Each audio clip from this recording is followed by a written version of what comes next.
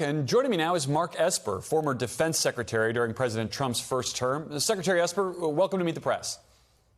Morning, Gary. Good to be with you. Oh, thanks for being here. Let's pick up right with this memorandum of understanding with Iran. Do you support this deal? Well, look, I like the fact that we've extended the ceasefire. I like the fact that the Strait is being opened up. That will provide economic relief to a lot of people. And I like the fact that we're getting into nuclear talks.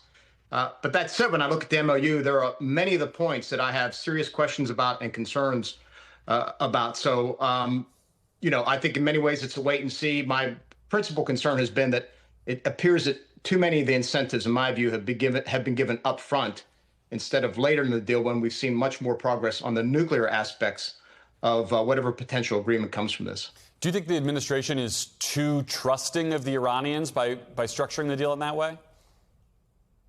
Oh, I don't believe so. You look at many of the players on the team; they're experienced in foreign policy for some time. I don't think they trust the Iranians. Nobody trusts the Iranians. I think they put a deal on the table. I think, as the vice president said, let's give it a shot and see if it works. And in that regard, I'd say, yeah, there's a lot more of this football game to play out. We're maybe only in the second or third quarter.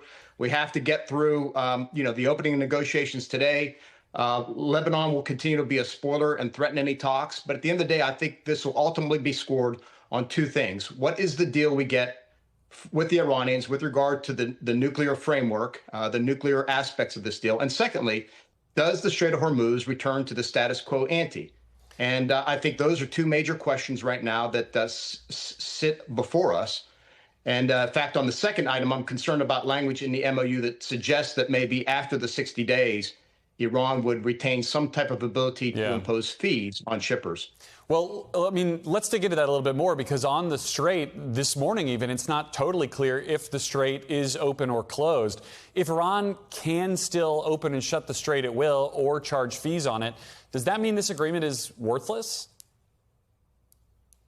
Well, I think it would suggest clearly a strategic setback. We cannot allow the Iranians to control the Strait of Hormuz, much like we can't allow others to control the Strait of Malacca or the South China Sea or the Suez Canal. I'm sorry, not the Suez Canal, but the Bab el-Mandeb. So we cannot allow that to happen. And that's why I say this needs to play out. And, there's been some suggestions that there have been side agreements or gentlemen's agreements. We need to know what those are, but I think we need to let this play out a little bit and see what actually happens with regard to the Strait after the 60 days. Well, to that end, on the kind of strategic picture here, Iran's deputy speaker of parliament has said, and this is a quote, "The Strait of Hormuz is Iran's atomic bomb."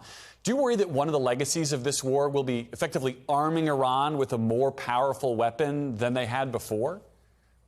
Yeah, no, I certainly am. Look, in many ways, I don't want to suggest it is a nuclear weapon because we cannot allow them to get a nuclear weapon.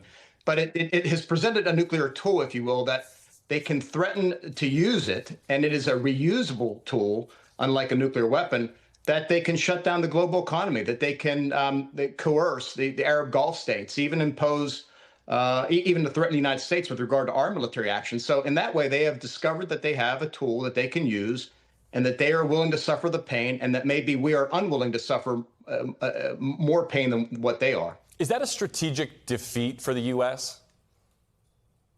I think a strategic setback would be if that is indeed the case. And secondly, my other fear, my other concern, probably a reality, is that the Iranians have learned that they could survive the brunt of U.S. and Israeli military attacks, despite how very successful they've been. The regime has been able to survive and withstand them, and that's going to embolden them going forward.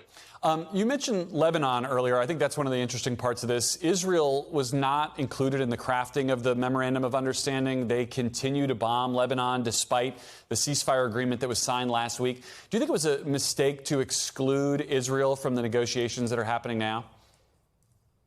Well, it's hard to say. We don't know to what degree they were consulted or not. I think it's clear that we cannot obviously speak for what Israel's position will be going forward. They clearly have a right to self-defense. And the difference here between the United States and Israel is that Iran and Hezbollah present an existential threat to Israel. And so they have the right to defend themselves.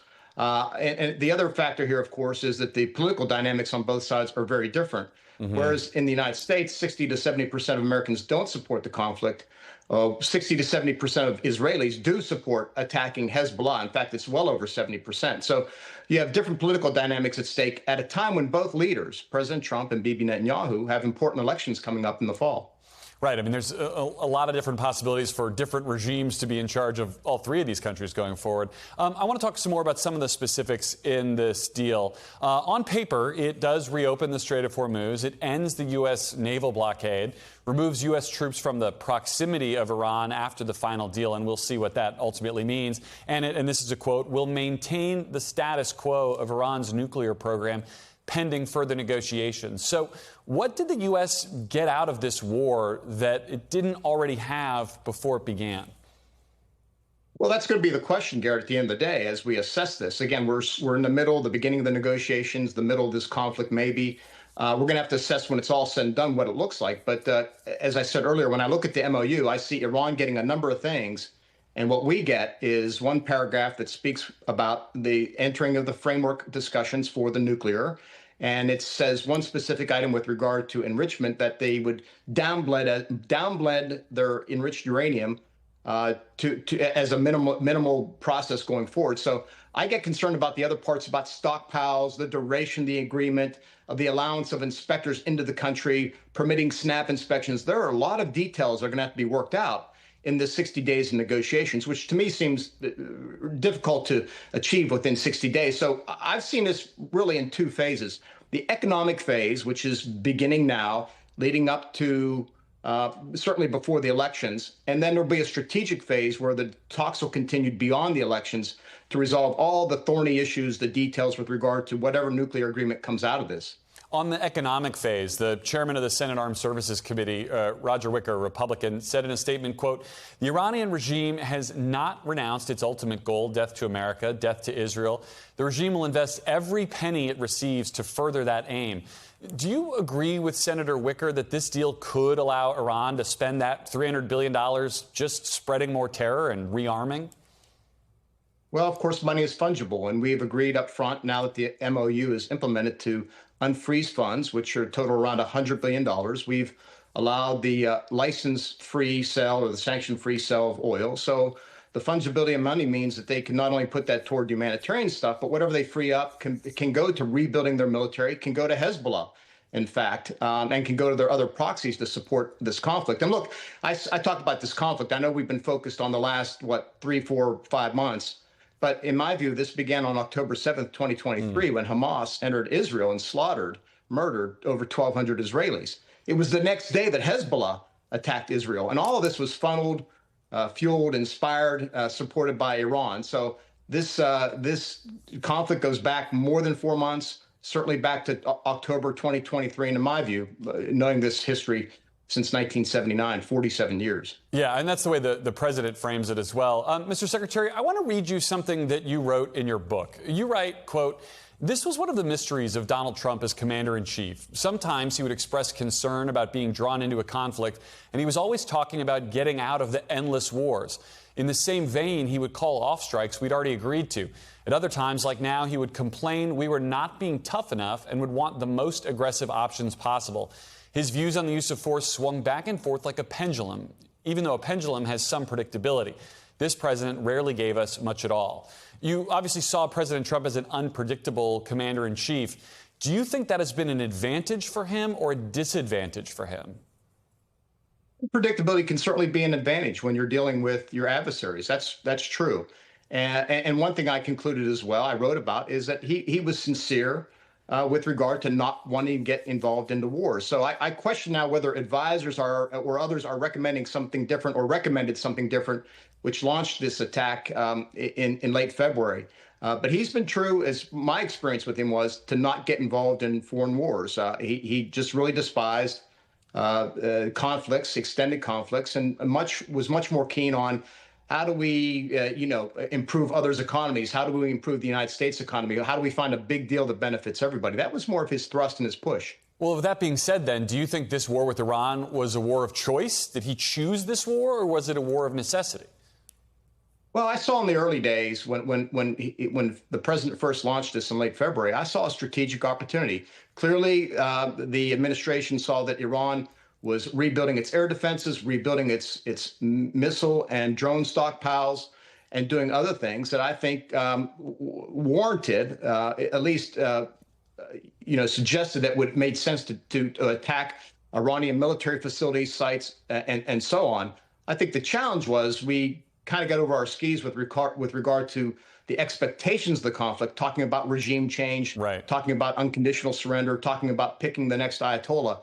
All those things, I think, set up in the minds of the Iranians, at least, that this was all or nothing, that this time around we were going to go after completely wiping out the regime.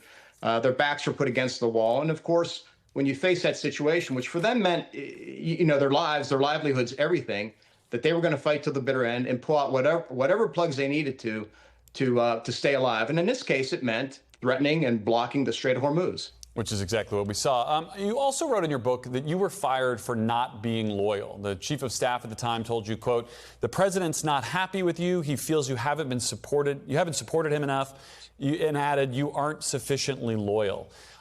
Given what happened to you, do you think that those serving the president right now are putting their loyalty first to the president or to the Constitution? Well, I don't agree. That's a tough question. I'm sure find what's going on and answer those questions, but I have no insights on that. Do you trust that the president is being given advice by people who think their loyalty is to the Constitution?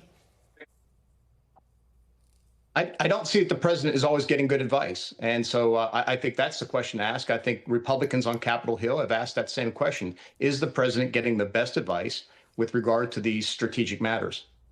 All right, Secretary Esper, we have to leave it there. Thank you for coming on. We thank you for watching. And remember, stay updated on breaking news and top stories on the NBC News app or watch live on our YouTube channel.